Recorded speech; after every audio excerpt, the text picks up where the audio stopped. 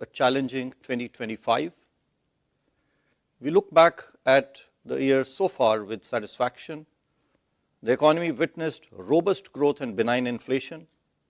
The banking system further consolidated, and the regulatory framework was refined to strengthen the financial system, enhance ease of doing business, and improve consumer protection. At the same time, we approach the new year with hope, vigor, and determination to further support the economy and accelerate progress. Since the October policy, the Indian economy has witnessed rapid disinflation, with inflation coming down to an unprecedentedly low level. For the first time since the adoption of flexible inflation targeting, average headline inflation for a quarter at 1.7% in Q2 this year breached the lower tolerance threshold of 2% of our inflation target. It dipped further to a mere 0.3% in October 2025. On the other hand, real GDP growth accelerated to 8.2% in Q2, buoyed by strong spending during the festive season, which was further facilitated by the rationalization of the GST rates. Inflation at a benign 2.2% and growth at 8% for the first half of this year presents a rare Goldilocks period. Globally, contrary to earlier expectations, growth has been relatively strong. Evolving geopolitical and trade environments, however, continue to weigh on the outlook. Inflation paths remain divergent, with headline inflation remaining above target in most advanced economies. Pressures in most emerging markets, however, are contained, providing them the room for accommodative monetary policy. Conflicting pulls and pressures from AI-fueled optimism and concerns over high valuations are playing out in global equity markets. Divergence in monetary policy trajectory of central banks is adding to the uncertainty on the capital flows and yield spreads. I will now come to the major decisions of the MPC and the RBI. The MPC met on the 3rd, 4th, and 5th of December to deliberate and decide on the policy repo rate. After a detailed assessment of the evolving macroeconomic conditions and the outlook, the MPC voted unanimously to reduce the policy repo rate by 25 basis points to 5.25% with immediate effect. I repeat, the MPC voted unanimously to reduce the policy repo rate by 25 basis points to 5.25% with immediate effect. Consequently, the STF rate under the LAF shall stand adjusted to 5% and the MSF and bank rate to 5.5%. The MPC also decided to continue with the neutral stance. Moreover, in view of the evolving liquidity conditions and the outlook, the Reserve Bank has decided to conduct OMO purchases of government securities of 1 lakh crore rupees and a 3-year dollar-rupee buy-sell swap of $5 billion this month in December to inject further durable liquidity into the system. I shall now briefly set out the rationale for the decisions of the MPC. The MPC noted that the headline inflation has eased significantly and is likely to be softer than the earlier projections. This is primarily on account of the exceptionally benign food prices. Reflecting these favorable conditions, the projections for average headline inflation this year and Q1 next year have been further revised downwards. Core inflation, which had been rising steadily since Q1 last year, eased at the margin in Q2 this year and is expected to remain anchored in the period ahead. So both headline and core inflation are expected to be at or below the 4% mark during the first half of next year. In fact, the underlying inflation pressures are even lower, as the impact of increased prices of precious metals in this inflation number is about 50 basis points. Growth, while remaining resilient, is expected to soften somewhat. Thus, the growth inflation balance, especially the benign inflation outlook on both headline and core, continues to provide the policy space to support the growth momentum. Accordingly, the MPC unanimously voted to reduce the policy repo rate by 25 basis points to 5.25%, and the MPC also decided to continue with the neutral stance. I will now spell out in some detail our assessment of growth and inflation. First of all, growth. Real GDP registered a 6-quarter high growth of 8.2%, as you are all aware, in Q2. This is underpinned by resilient domestic demand amidst global trade and policy uncertainties. On the supply side, real GVA expanded by 8.1%, aided by buoyant industrial and services sectors. Economic activity during the first half of the financial year benefited from income tax and GST rationalization, softer crude oil prices, front-loading of government capital expenditure, and facilitative monetary and financial conditions supported by benign inflation. High-frequency indicators suggest that domestic economic activity is holding up in Q3. There are some signs of weakness in few leading indicators. GST rationalization and festival-related spending supported domestic demand during October, November this year. Rural demand continues to be robust. Urban demand is recovering steadily. Investment activity remains healthy, with private investment gaining steam on the back of expansion in non-food bank credit and high capacity utilization, which is of the order of about 75%. Merchandise exports declined in October amid subdued external demand, accompanied by softer services exports. On the supply side, agricultural growth is supported by healthy kharif crop production, higher reservoir levels, and better rabi crop sowing.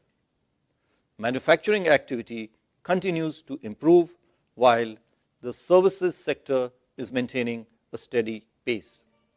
Looking ahead, domestic factors such as healthy agricultural prospects, continued impact of GST rationalization, benign inflation, healthy balance sheets of corporates and financial institutions, congenial monetary and financial conditions should continue to support economic activity. Continuing reform initiatives, moreover, would further facilitate growth. On the external front, services exports are likely to remain strong, while merchandise exports face some headwinds. External uncertainties continue to pose downside risks to the outlook, while speedy conclusion of various ongoing trade and investment negotiations which the government is undertaking with various countries and jurisdictions present upside potential. Taking all these factors into consideration, real GDP growth for this year is now projected at 7.3%. This is up by about 0.5% from our earlier projections. Q3 is projected at 7% and Q4 at 6.5%. Real GDP growth for Q1 next year is projected at 6.7% and Q2 next year at 6.8%. The risks are evenly balanced. I will now move to inflation. Headline CPI inflation declined to an all-time low in October 2025. The faster than anticipated decline in inflation was led by correction in food prices, contrary to the usual trend witnessed during the months of September and October. Core inflation CPI remained largely contained in September-October despite continued price pressures exerted by precious metals. Excluding gold, core inflation moderated to 2.6% in October. Overall, the decline in inflation has become more generalized. Turning to the inflation outlook, food supply prospects have improved on the back of higher kharif production, healthy rabi sowing, adequate reservoir levels, and conducive soil moisture. Barring some metals, international commodity prices are likely to moderate going forward. Overall, inflation is likely to be softer than what was projected in October, mainly on account of the fall in food prices. Considering all these factors, CPI inflation for this year is now projected at 2%, again about 0.6% downwards from our earlier outlook. Q3 is at 0.6% and Q4 moves up to 2.9%. CPI inflation for Q1 and Q2 next year are projected at 3.9% and 4% respectively. I may, however, add that the underlying inflation pressures are even lower as the impact of increase in price of precious metals is about 50 basis points. The risks are evenly balanced. I will now draw your attention to the external sector.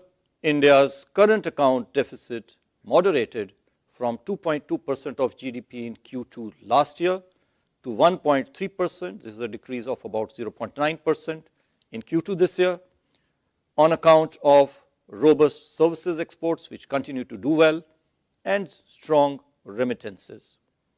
In October 2025, merchandise exports contracted YOY, whereas merchandise imports continued to increase for the second consecutive month.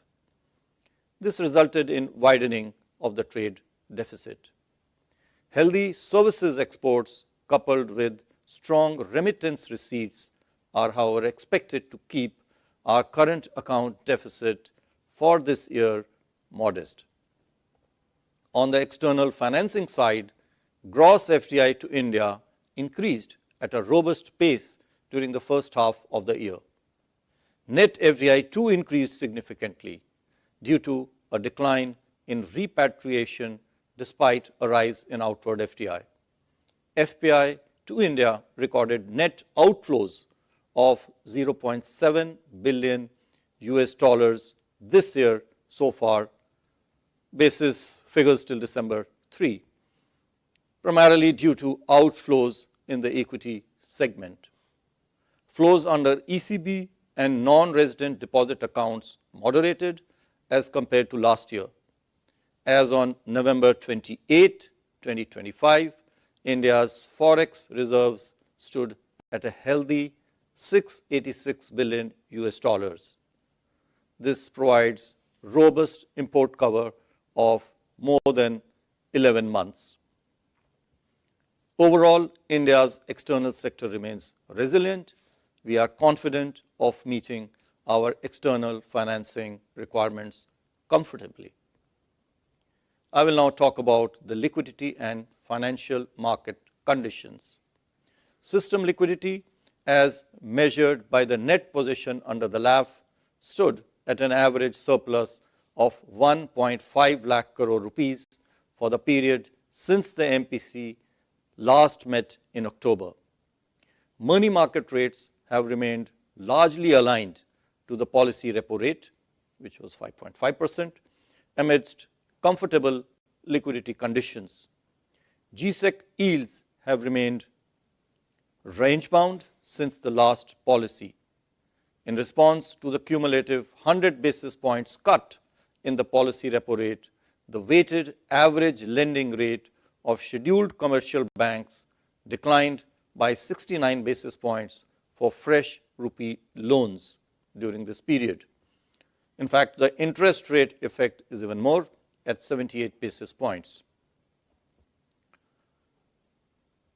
The moderation in the weighted average lending rate of outstanding rupee loans has been to the extent of 63 basis points, which again is very satisfactory.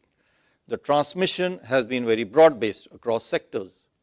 On the deposit side, the weighted average domestic term deposit rate on fresh deposits has declined by 105 basis points, while that on outstanding deposits has softened by 32 basis points over the same period.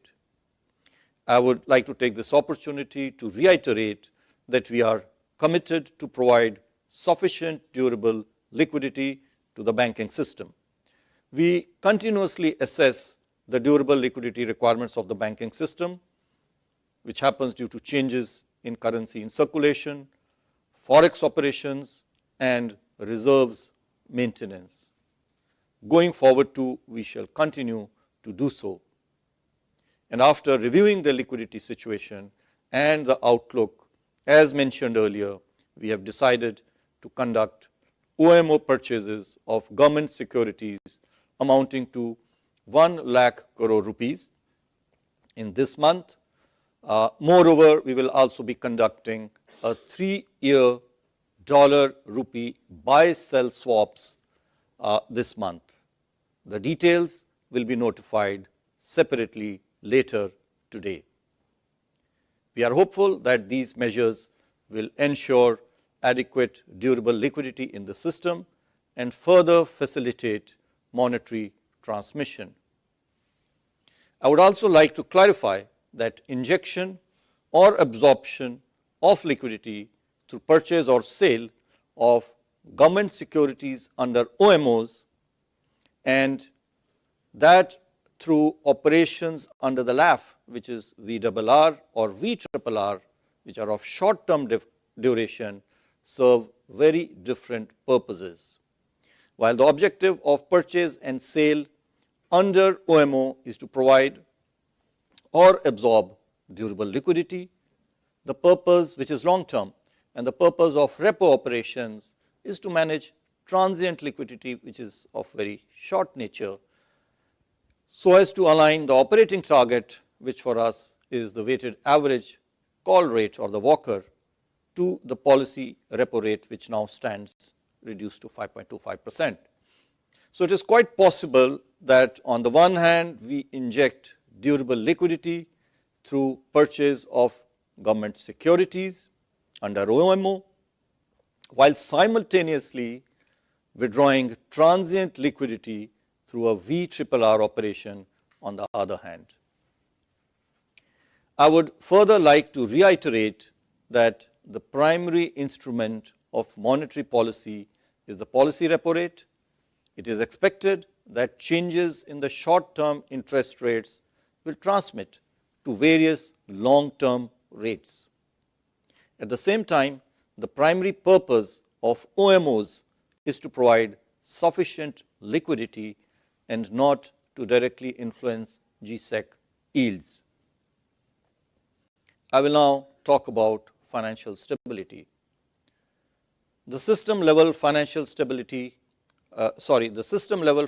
parameters related to capital adequacy, liquidity, asset quality, and profitability of the scheduled commercial banks continue to remain robust. Similarly, the system level parameters of NBFCs too are sound. They have adequate capital position and they have improved gross NPAs. This has the total flow of resources services was more than 20 lakh crore rupees, precisely 20.1 lakh crore rupees. This is against 16.5 lakh crore rupees in the corresponding period of the previous year. Outstanding credit from bank and non-bank increased by 13%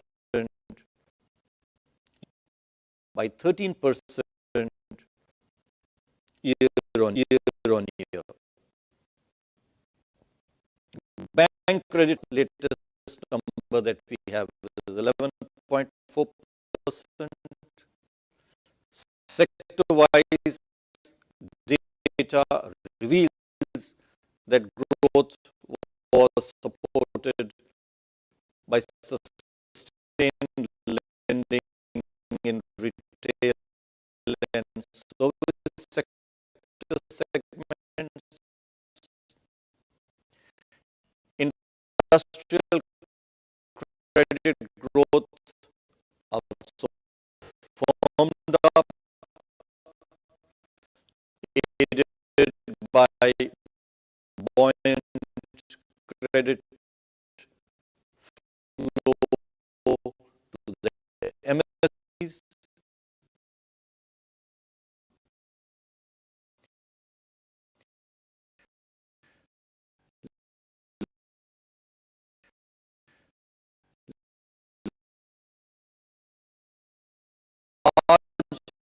Industries too, large industries too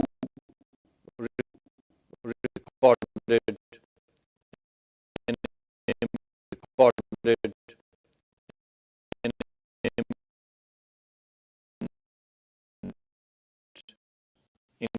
credit growth.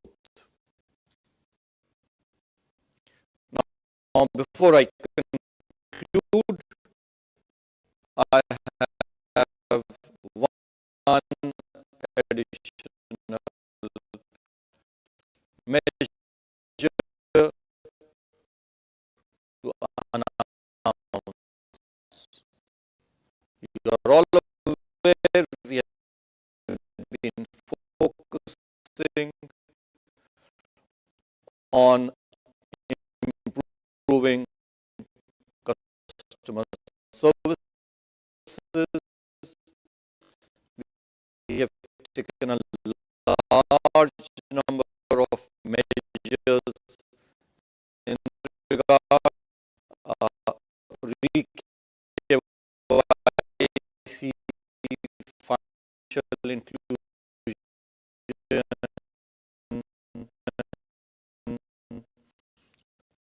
आपकी पूंजी आपका